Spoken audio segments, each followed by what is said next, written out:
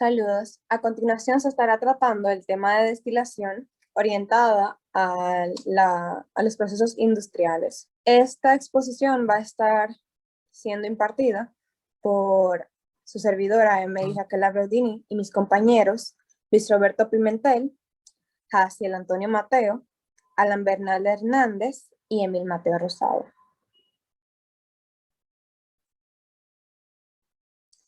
Como introducción, tenemos que la destilación es la operación unitaria que consiste en separar dos o más componentes de una mezcla líquida, aprovechando las diferencias en sus presiones de vapor. Y que en cualquier caso, en este proceso, no importa si es en el caso industrial o en el caso de laboratorio, el proceso lo que se encarga es de explotar las diferencias de las diferentes volatilidades de los componentes de la mezcla. La aplicación de la destilación puede dividirse en 4 grupos. Puede ser a escala de laboratorio, de destilación industrial, destilación de hierbas para perfumería y productos medicinales a base de hierbas. También a procesos de alimentos. Y estos dos últimos son distintamente diferentes de los dos primeros. Pero la principal diferencia entre la destilación a escala de laboratorio y a escala industrial es que la destilación de laboratorio a menudo se realiza de forma discontinua, mientras que la destilación industrial a menudo se produce de forma continua. A continuación, los subtemas a tratar durante el desarrollo del tema de la destilación, tendremos destilación flash, número de platos ideales por el método de McCabe-Thiele, balance de entalpía, diseño de columnas de platos perforados, eficiencia de platos, destilación en columnas empacadas y destilación continua. Destilación flash o destilación instantánea, como también se le refiere a su nombre. Consiste en la vaporización de una fracción definida de un líquido en manera tal de que el vapor que se forma está en equilibrio con el líquido residual, separando el vapor del líquido y condensando este vapor. La destilación flash es un proceso de destilación que ocurre de manera instantánea o súbita, como lo dice su otro nombre, destilación instantánea. ¿Qué ocurre cuando una mezcla multicomponentes o una mezcla binaria se encuentra en equilibrio térmico líquido-vapor y experimenta una expansión o disminución de su presión o un cambio en la temperatura de operación? La destilación flash también es un tipo de operación unitaria, hay que resaltar que es un tipo de operación unitaria que ocurre cuando un líquido saturado se escinde en un tanque a menor presión en 2 estados, uno vapor y uno líquido. Aquí podemos ver la figura número 21.1 de nuestro libro de operaciones unitarias de McCabe, donde se muestra un diagrama de planta de destilación flash o instantánea, donde se muestran los elementos que conforman una planta de destilación. Y la alimentación se hace circular por medio de la bomba, como se ve en este diagrama, a través del calentador B, y se reduce a una presión de la valvulación. Aquí podemos ver otra imagen de lo que es destilación flash, pero esta vez representada en un diagrama de destilación fraccionada. Tenemos un subproducto de la destilación flash, que es la destilación continua con reflujo, que se utiliza esencialmente para la separación de componentes que tienen temperaturas de ebullición muy diferentes. No es eficaz en la separación de componentes de volatilidad comparable, los cuales requieren del uso de destilación con reflujo. Este tipo de destilación se utiliza de manera extensa, principalmente en la refinación del petróleo, en la cual sus fracciones se calientan en destiladores de tubo o fraccionados, como veremos a continuación. Aquí tenemos un diagrama de combinación de rectificación y agotamiento, que donde vemos representada una columna de fraccionamiento para una destilación fraccionada. Pero, ¿qué es una columna de fraccionamiento? Pues es un elemento esencial utilizado en la destilación de mezclas líquidas para separar mezclas en las que sus componentes o fracciones sean en función de sus diferentes volatilidades. Es decir, las columnas de fraccionamiento se utilizan en fracciones también para destilaciones industriales o a gran escala. La destilación fraccionada es un proceso físico utilizado para separar mezclas de líquidos mediante el calentamiento y con un amplio intercambio calorífico y másico entre vapores y líquidos. Se emplea cuando es necesario separar soluciones de sustancias con puntos de ebullición distintos, pero muy cercanos. Un punto importante que podemos resaltar acerca de la destilación fraccionada es que las torres de destilación o columnas de destilación a escalas industriales oscilan entre aproximadamente 65 centímetros o 6 metros de alturas, también desde 6 metros de diámetro hasta 60 metros de altura y más. Y todo esto con la finalidad de obtener productos prácticamente puros. Ahora vamos con el número de platos ideales por el método de McCabe-Thiele, que tenemos por definición que es un método matemático, gráfico, que ayuda a determinar el número de platos teóricos necesarios para la separación de una mezcla binaria de A y B componentes. El método de McCabe-Thiele se considera el método más simple y quizá el más instructivo para el análisis de la destilación binaria. Unos puntos que podemos mencionar importantes acerca de este método es que se utiliza el hecho de la composición de cada placa teórica o etapa de equilibrio, y esta está completamente determinada por fracciones molares de uno o dos componentes y se basa en el supuesto de un desbordamiento molar constante. También podemos resaltar como punto importante que este método fue publicado por primera vez por Warren McCabe y Ernest Thiele en 1925. Aquí tenemos los pasos para construir un diagrama de McCabe-Thiele, donde primero se deben obtener los datos de equilibrio vapor para el componente de menor punto de ebullición con su alimentación por medio de un balance de materia con respecto a ciertas partes de la columna. Segundo, se hace un balance por componentes.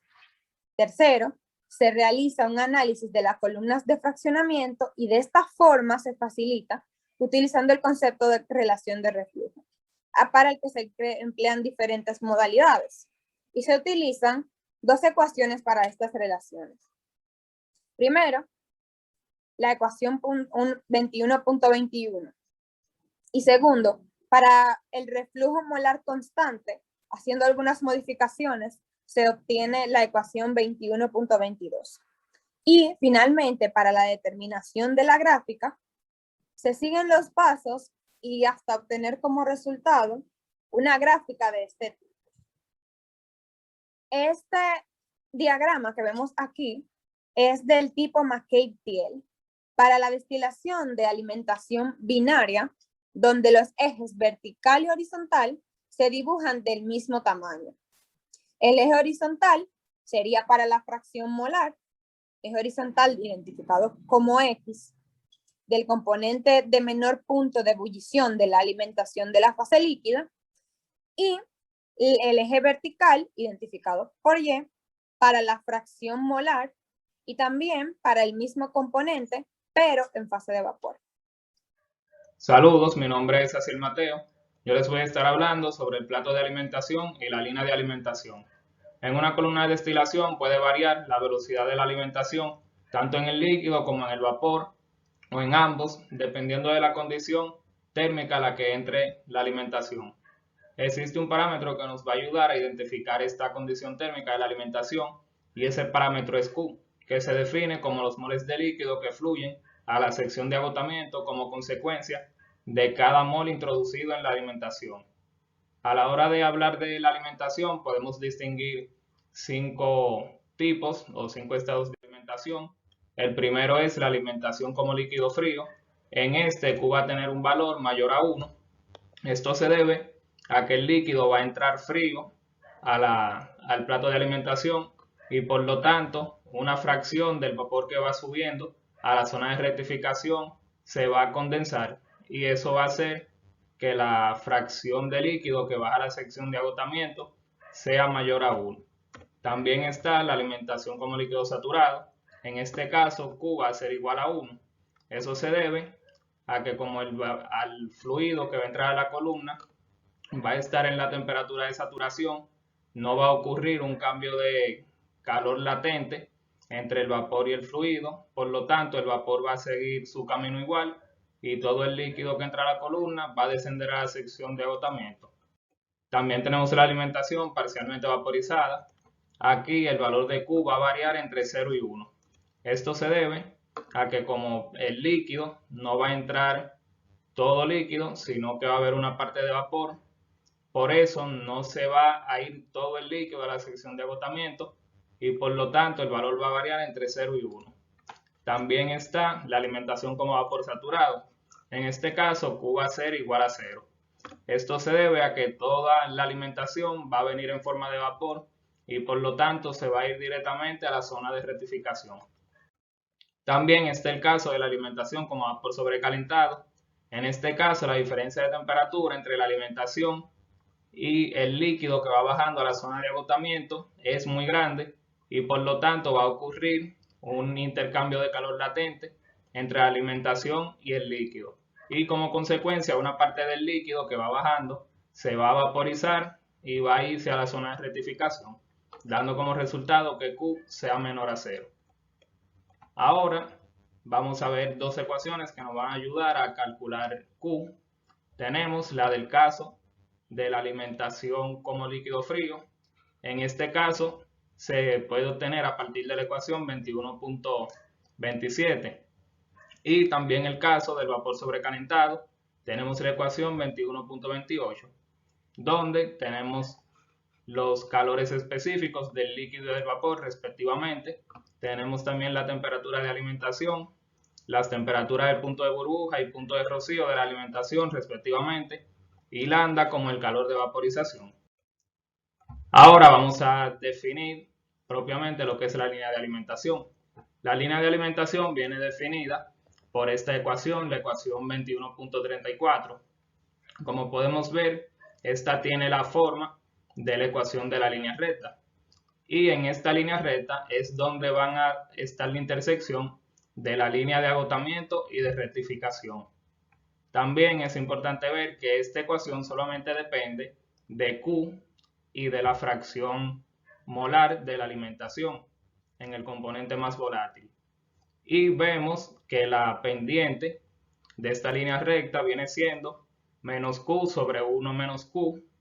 Y es bueno ver que solamente depende del valor Q, o sea, de la condición a la que entre la alimentación, ya sea líquido saturado, líquido frío, vapor sobrecalentado, etc.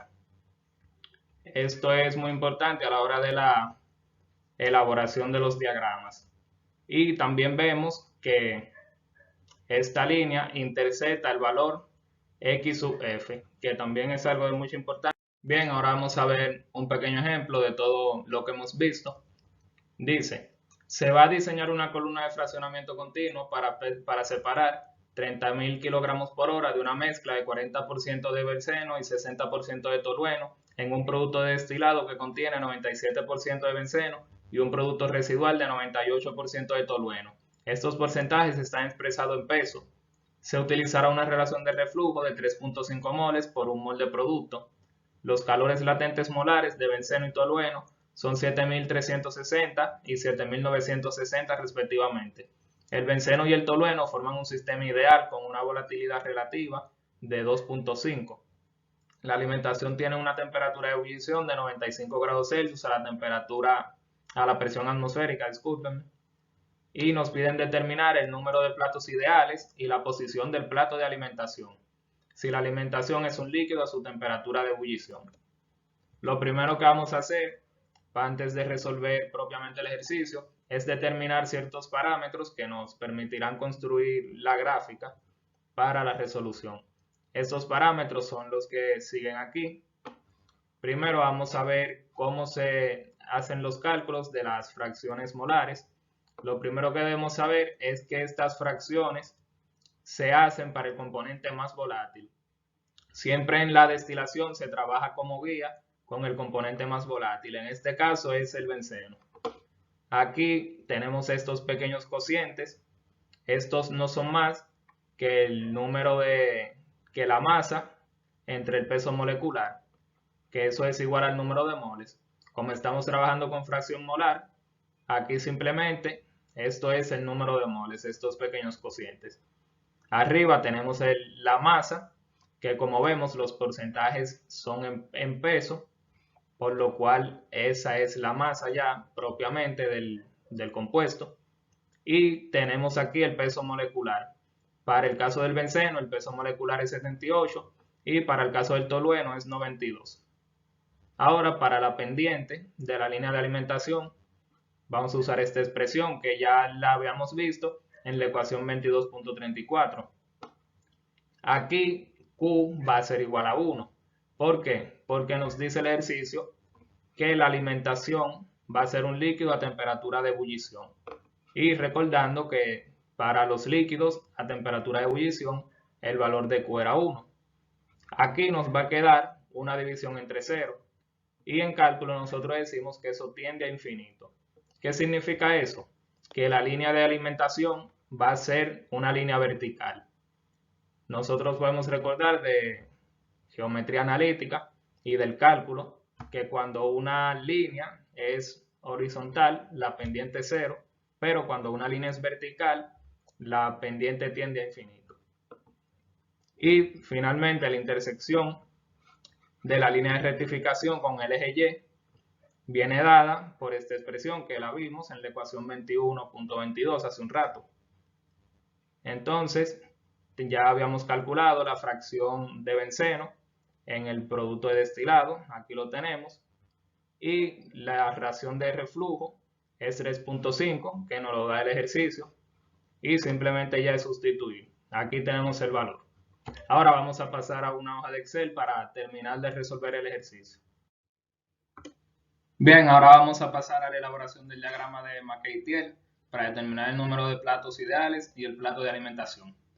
Primero, debemos trazar la curva de equilibrio para la fase vapor y líquido. Esto se hace con la ecuación 21.4 del tema. Esta ecuación nos da la composición de vapor del componente más volátil y la fracción de líquido del componente más volátil. Tenemos esa relación ahí y la volatilidad relativa también.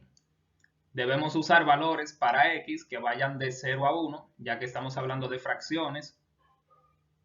Y ingresamos la fórmula aquí en esta celda, que lo hicimos ahora. Corremos la fórmula y ahí tenemos los valores de Y.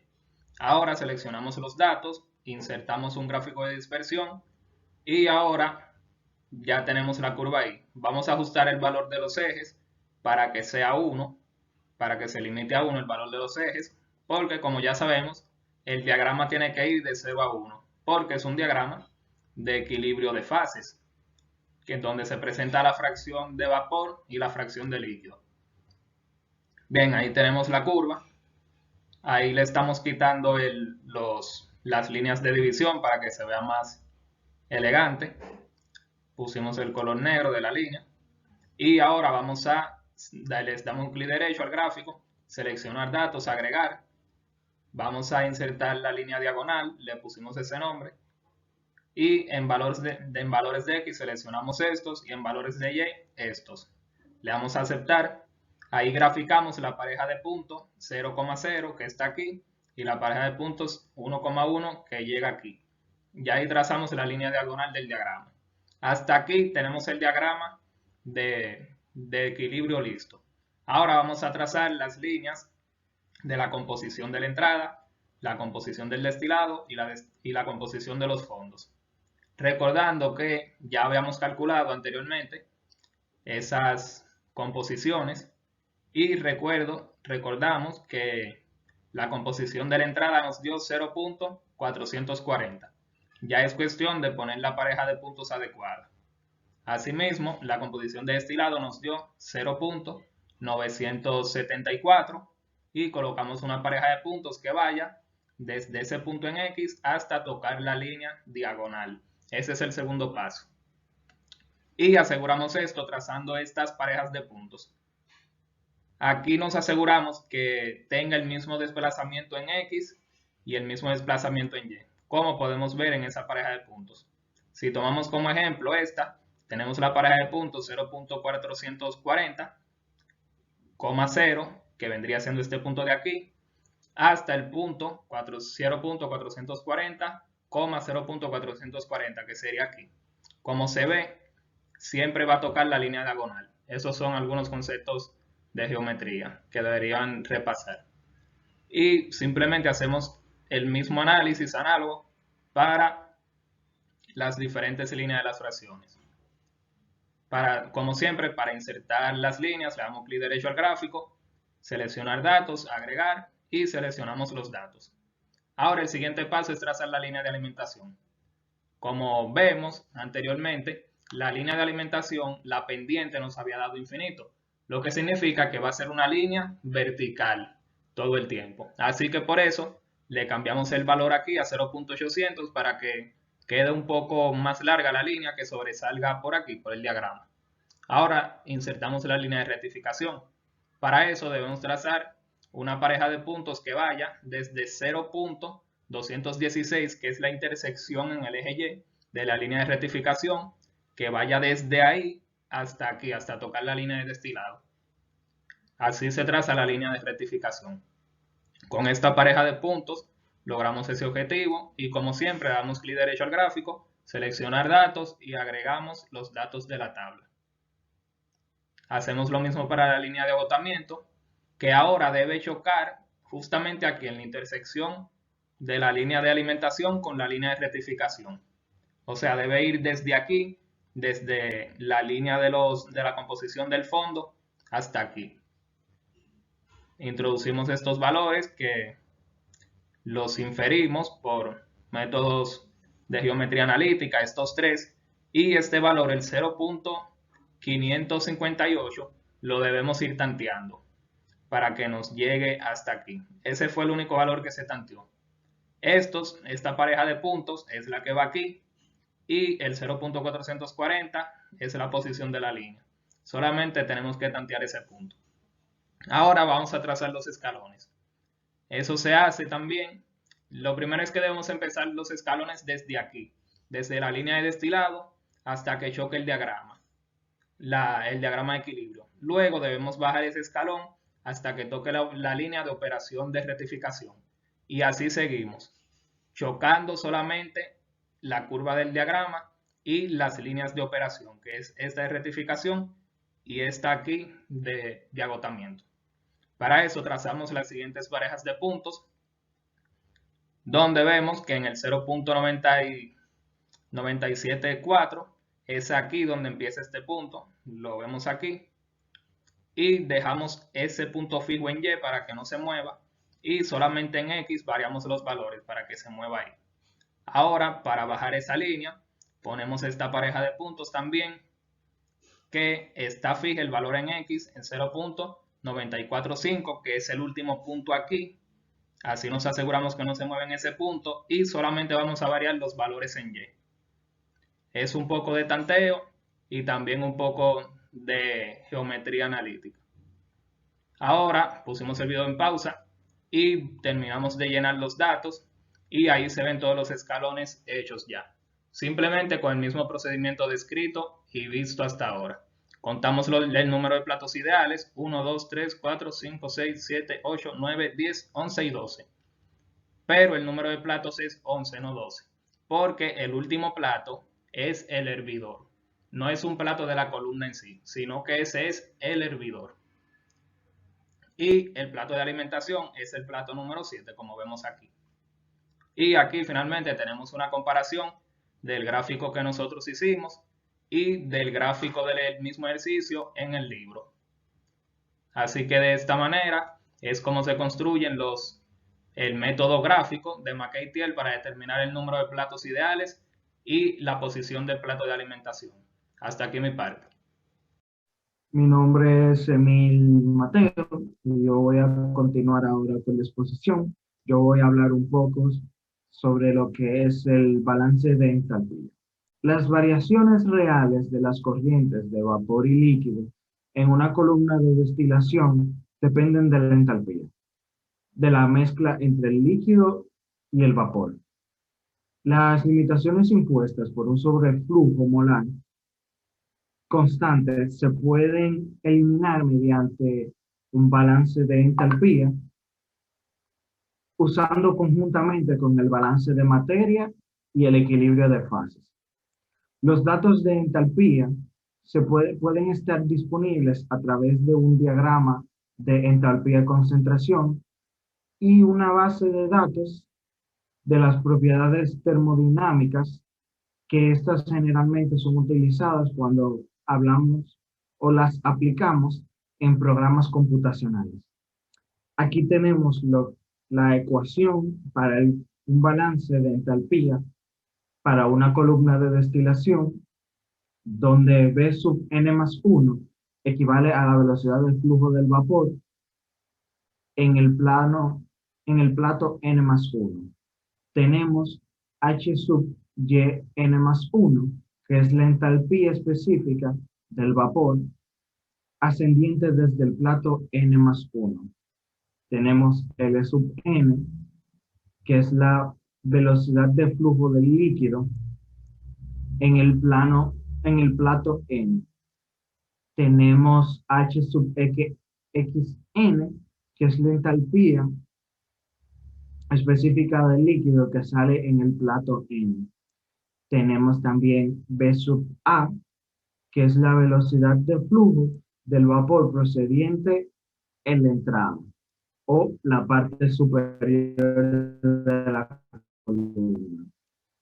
Tenemos H sub YA, que es la entalpía específica del vapor a la entrada de la columna. Y por último tenemos R por H sub D, que es la entalpía de la corriente D. Ahora vamos a hablar un poco sobre lo que es el diseño de la columna de platos perforados. Para pasar de platos ideales a platos reales, es preciso aplicar una corriente para tener en cuenta la eficiencia de los platos. Antes de que el diseño esté completo, es preciso tomar otras decisiones importantes, algunas de las tantas relevantes como fijar el número de platos. Ok. Un error en estas decisiones da lugar a un mal fraccionamiento, a menos capacidad de la deseada, baja flexibilidad de operación, y con grandes errores. Una columna no puede operar si ésta tiene un error fatal de cálculos. La corriente de tales errores, una vez que la planta se ha construido, lleva a un costo sumamente alto, puesto que muchas de las variables que influyen sobre la eficiencia de los platos dependen del diseño de los mismos. Los diámetros de una torre varían de entre 300 milímetros hasta de 9 metros. Y el número de platos puede oscilar desde muy pocos hasta aproximadamente unos centenares. El espacio entre los platos va desde más o menos 150 milímetros hasta unos 1 o 2 metros. Inicialmente, las columnas más utilizadas fueron las columnas de platos con campanas, de burbujeo, mientras que las actuales son de columnas de platos perforados o platos de válvulas.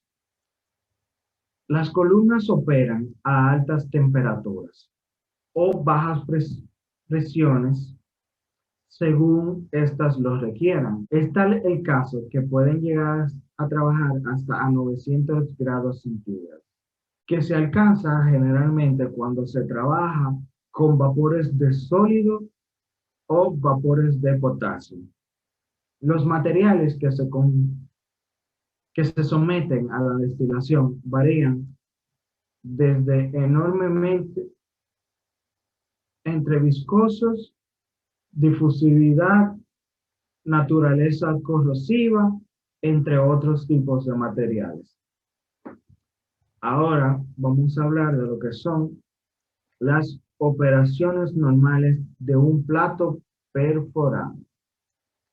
Bien, un plato perforado está diseñado para poner en íntimo contacto la corriente ascendente del vapor con la corriente descendiente del líquido. Como podemos ver aquí en esta figura, el líquido fluye a través de los platos, pasa sobre el vertedero hacia un tubo de descenso que conduce al plato inferior. Por tanto, en cada plato hay un modelo de flujo cruzado en vez de flujo a contracorriente. Pero la columna en conjunto todavía puede considerarse que opera en flujo de contracorriente. Los conductores de descenso son una región de forma de segmento comprendida entre las paredes de la curva de la columna y la curva recta del vertedero. Cada conducto de descenso ocupa regularmente entre el 10 y el 15% de la columna de sección transversal, dejando entre el 70 al 80% del área de la columna para burbujeo. El vapor pasa a través de la región de platos perforados que ocupa la mayor parte del espacio comprendido entre los conductos de descenso. Los orificios tienen generalmente un tamaño comprendido entre 5 y 12 milímetros y están situados en por disposición triangular. Muchísimas gracias. Muy buenas, mi nombre es Alan Bernal y hoy les estaré explicando lo que es la eficiencia de platos. Para pasar de platos ideales a platos reales es preciso conocer la eficiencia de los platos. El tratamiento que sigue es aplicable tanto para columnas de absorción de gases como para columnas de destilación. Existen tres tipos de eficiencia de platos. En primer lugar tenemos la eficiencia global, que se refiere a toda la columna. La eficiencia global es sencilla de utilizar, pero también es la que tiene menos fundamento.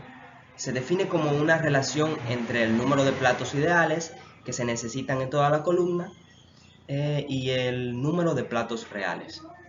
En segundo lugar tenemos la eficiencia de Murphy, que se aplica a un solo plato. La eficiencia de Murphy está definida por esta ecuación que tenemos aquí, donde Y sub n es la concentración real del vapor que sale del plato. Y sub n más 1 es la concentración real del vapor que entra en el plato. Y Y sub n con el asterisco es la concentración del vapor en equilibrio con el líquido del conducto de descenso que sale del plato. La eficiencia de Murphy es, por tanto, la variación de la composición del vapor al pasar de un plato al siguiente, dividida entre la variación que tendrá lugar si el vapor que sale estuviese en equilibrio con el líquido que sale. En general, el líquido que sale no es igual que el líquido promedio situado sobre el plato, y esta distinción es importante al comparar la eficiencia local y de Murphy. También tenemos la eficiencia local, N, que está definida por esta ecuación que podemos ver aquí, donde Y' sub N es la concentración del vapor que sale de un lugar específico sobre el plato. Y' sub N más 1 es la concentración del vapor que entra al plato en el mismo lugar.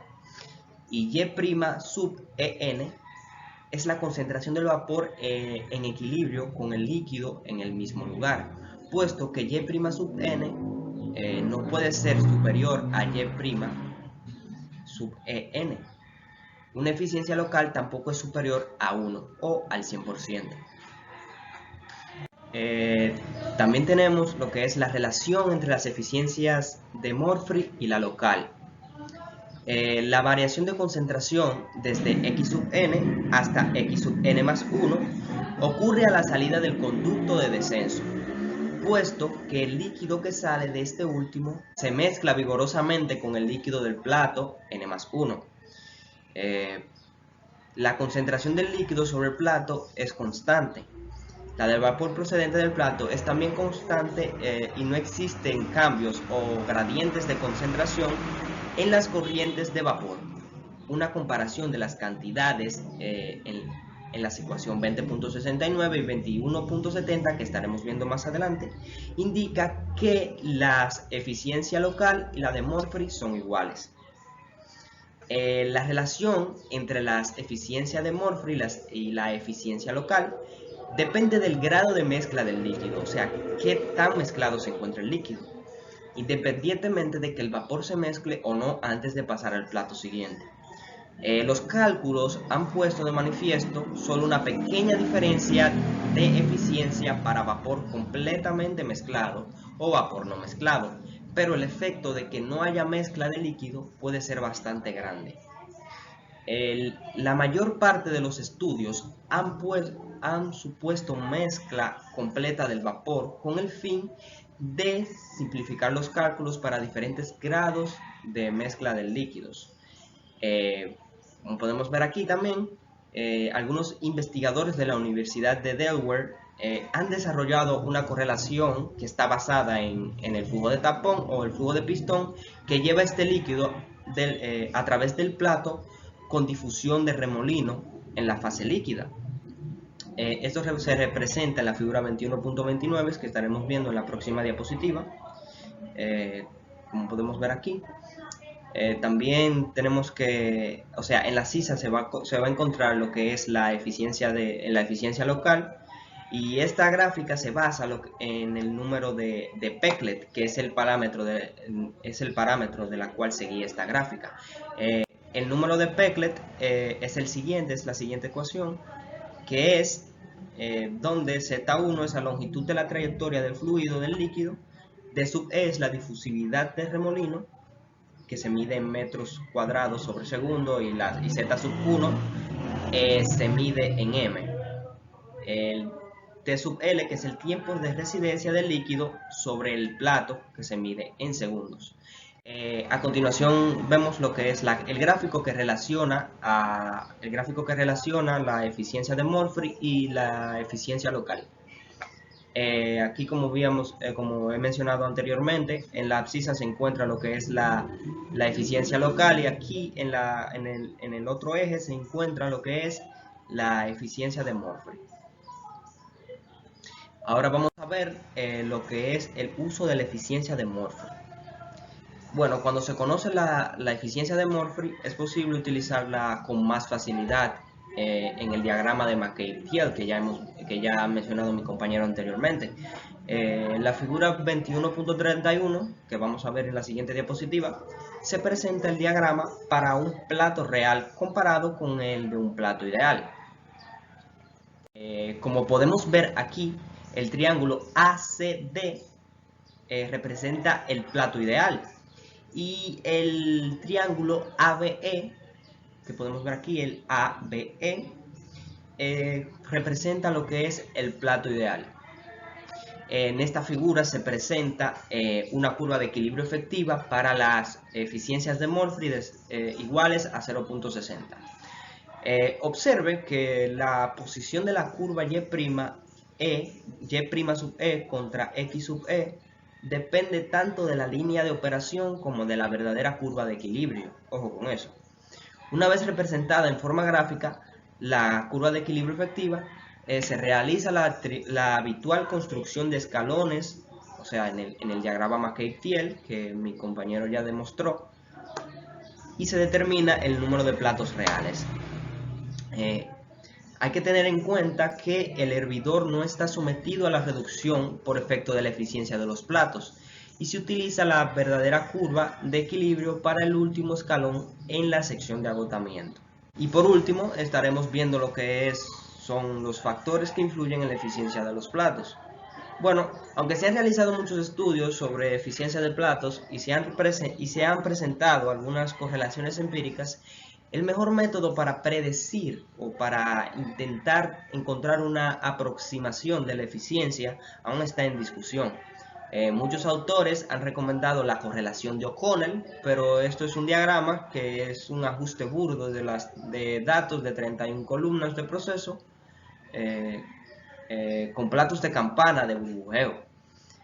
Se ha demostrado que la eficiencia de los platos, que fluctúa del 90 al 30%, decae con valores crecientes de la viscosidad del flujo de alimentación. Una ecuación que ajusta esta correlación gráfica fue dada por Lockett, que es la siguiente ecuación que tenemos aquí, la que dice que la eficiencia o los factores que influyen en ella es igual a 0.492 por la viscosidad del líquido, que podemos ver aquí, que está medida en centipoise, por alfa elevado a menos 0.245. Para culminar ya, recalcar que la eficiencia cae en la medida que la viscosidad del líquido se incrementa, principalmente debido al descenso en la difusividad, que afecta la resistencia de la película líquida. En la mayoría de las destilaciones, la película gaseosa tiene la resistencia de control, de modo que el efecto de un cambio en la viscosidad del líquido no es grande. Bueno, esta fue mi parte, espero que se haya entendido todo, muchas gracias. Saludos, querido profesor, yo soy Luis Roberto Pimentel y vamos a hablar sobre la caída de presión de vapor.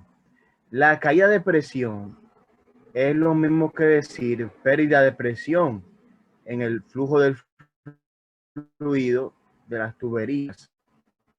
El flujo de vapor a través de los orificios y del líquido que circula sobre el plato requiere una diferencia de presión. Recordemos que la fuerza motora de los fluidos es la diferencia de presión, es su fuerza motora. Por eso utilizamos bombas para crear esta presión e impulsar. La presión necesaria se desarrolla de manera automática en el hervidor, que genera vapor a una presión suficiente para vencer la caída de presión, o sea, la pérdida de presión en la columna y en el condensador. La caída total de presión se calcula para determinar la presión y la temperatura en el hervidor, y la caída de presión por plato debe de comprobarse con el fin de asegurarse que el plato operará correctamente sin goteo ni inundación. El coeficiente de orificio depende de la fracción de área abierta, o sea, la relación entre el área total de la sección transversal de los orificios y la sección transversal de la columna, y de la relación entre el espesor del plato y el diámetro de la perforación, tal como muestra la figura 21.25, que la veremos en breve. El aumento del coeficiente de orificio con el área abierta es similar a la variación de ese coeficiente para un solo orificio, a medida que aumenta la relación entre el diámetro del orificio y el diámetro de la tubería. Los coeficientes varían con el espesor del plato, pero para la mayor parte de los platos perforados, el espesor es solamente de 0.1 a 0.3 veces el tamaño de la perforación. Para este espesor, y la fracción típica del área abierta es de 0.08 a 0.10. El valor del coeficiente vendría siendo de algunos 0.66 a 0.72. Y tenemos entonces la gráfica y vemos que el coeficiente va aumentando a medida que el área del orificio, el área de la columna también va aumentando. Y en esas rayas podemos ver el espesor del plato perforado y podemos apreciar bien esa relación. Coeficientes de descarga para el flujo de vapor en plato perforado es lo que estamos observando. Vamos a hablar ahora del límite de operación para platos perforados. Para velocidades bajas de vapor, la caída de presión, o sea, la pérdida de presión, no es suficientemente grande para evitar que el líquido descienda a través de algunas perforaciones. Esta condición recibe el nombre de goteo y es más probable que ocurra si hay un ligero gradiente de la cabeza de líquido a través del plato. Con un gradiente de este tipo, el vapor tiende a fluir a través de la región donde hay menos líquido y por tanto menos resistencia al flujo, mientras que el líquido fluye por el espacio donde la profundidad es mayor. El goteo disminuye la eficiencia del plato, ya que algo de líquido pasa al plato siguiente sin hacer contacto con el vapor. Cuando la caída de vapor en un plato es demasiado elevada, o sea, la caída de vapor, ¿verdad? Vendría siendo la pérdida de vapor de lo que estamos hablando. Y el líquido en el tubo de descanso regresa al plato superior, se inhibe el flujo, o sea, se elimina ese flujo desde ese plato. Esto lleva a un incremento en el nivel del líquido y a un posterior incremento en la pérdida de presión. Este fenómeno se denomina inundación del tubo de descenso y puede ocurrir antes de que el arrastre se vuelva excesivo. Para líquidos con baja tensión superficial, el límite puede ser la velocidad que hace que la altura de la espuma sea igual al espaciamiento entre platos, llevando a un regreso al plato de arriba. Obsérvese que los efectos de espaciamiento entre platos y otras variables en la correlación son similares a los esperados para otro tipo de inundación. El incremento en el espaciado de platos demora el establecimiento de la inundación en el tubo de descenso y la que se da por la altura de la espuma, además de disminuir la posibilidad de que las gotas arrastradas alcancen el siguiente plato. Muy bien, entonces en esta condición, este límite de operación, es necesario recordar un concepto básico que aprendimos en físico-química, que es la tensión superficial. Recordemos que la tensión superficial es la resistencia que tiene un fluido a aumentar su área superficial. Entonces, ¿qué pasa? Aquí en esta operación tenemos fluido haciendo contacto con superficies sólidas, o sea, con las tuberías. Entonces, si hablamos de la tensión superficial, necesariamente tenemos que hablar de la capilaridad, que tiene que ver con las fuerzas de adhesión de las moléculas del líquido a la superficie sólida. Entonces, ¿qué pasa? Cuando la tensión superficial es baja, cuando el fluido tiene una tensión superficial baja, entonces las fuerzas de adhesión a la superficie sólida se vuelven, por lo tanto, se vuelve un fluido que moja. Se forman esas gotas, ese goteo del que hablamos hace un momento, y esas gotas pasan al plato siguiente, y eso es lo que no queremos. Además de que también se produce la inundación. Entonces, como vemos aquí, la diapositiva, se ha observado que hay algunos líquidos orgánicos que pueden ser beneficiosos e interfieren en cuanto a la velocidad de inundación. Y es que esos líquidos orgánicos deben de tener una tensión superficial mayor para evitar la adhesión y evitar que se produzca la inundación. La tensión superficial es una de estas variables que intervienen en esto de los espaciamientos entre platos y ese tipo de cosas. Aquí tenemos la gráfica que nos habla de este límite.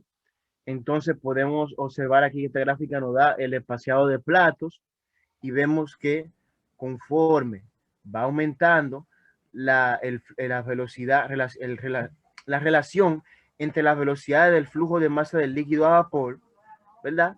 Que está en pies por segundo y en dinas por centímetro, los valores de K sub U, ¿verdad? Van disminuyendo. La destilación de columnas empacadas. La columna empacada con frecuencia se utiliza para la destilación cuando la separación es relativamente fácil y se requiere de un diámetro de columna no muy grande. Por lo general, son menos costosas que la columna de plato y tienen una menor pérdida de presión. Esa es la ventaja. Pero la desventaja principal es la dificultad de obtener una buena distribución del líquido, particularmente en columnas con un diámetro muy grande o columnas muy altas. Incluso cuando el líquido se rocía sobre todo el empaque en la parte superior de la columna, el líquido tiende a moverse hacia la pared y al flujo a través del empaque en canales o caminos preferenciales. Esa parte donde dice que tiende a moverse hacia la pared nos recuerda la capilaridad que ya la tratamos. En la mayoría de los casos, la línea de operación superior está ligeramente mayor que la línea de equilibrio y lo contrario verdadero para la línea de operación inferior, lo cual hace que el HTP media sea casi la misma que el H sub o Y. Los tamaños de uno medio o de los empaques típicos tienen alrededor de la misma capa, o sea, velocidad de vapor permisible, que una columna de pared perforada, de plato perforado, y la altura empacada equivalente a un plato tiene por lo general, se encuentra en el intervalo de 1 a 2 pies. La caída, o sea, la pérdida de presión del plato teórico equivalente es casi siempre menor que para una columna de plato perforado a tapa burbujeante, lo cual es una importante desventaja para la operación invasiva. Ahí podemos observar en este gráfico el HTP y vemos la pérdida de presión, que esta va aumentando, esta pérdida de presión, a medida que el factor de capacidad, que está en pie sobre segundo, va aumentando también. Bien. Muy bien, entonces pasemos al siguiente tema, que es destilación continua. Discontinua, perdón. Muy bien. En algunas plantas pequeñas, los productos volátiles se recuperan a partir de una solución líquida por destilación discontinua. He aquí la utilidad de la destilación discontinua. La mezcla se carga en un destilador o hervidor y se le suministra calor por medio de un serpentín o a través de la pared del recipiente hasta que el líquido alcanza la temperatura de ebullición y se vaporiza entonces una parte de la cal. En el método más sencillo de operación, los vapores pasan directamente desde un destilador hasta el condensador, tal como se observa en la figura que veremos, la 21.35. El vapor que en un determinado momento sale del destilador está en equilibrio con el líquido existente en el mismo, pero como el vapor es más rico en el componente más volátil, las composiciones del líquido y del vapor obviamente no pueden ser constantes.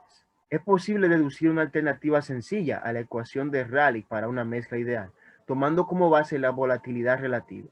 Aunque la temperatura en el destilador aumenta durante una destilación discontinua, la volatilidad relativa, que es una relación de presiones de vapor, no varía mucho y se puede utilizar un valor medio. Entonces vemos aquí el destilador discontinuo y el vapor como entra, después pasa inmediatamente al condensador, método sencillo, pasa por el agua de enfriamiento y finalmente llega al receptor del producto. Muy bien, entonces, muchas gracias por su atención, profesor, y hasta aquí nuestra exposición.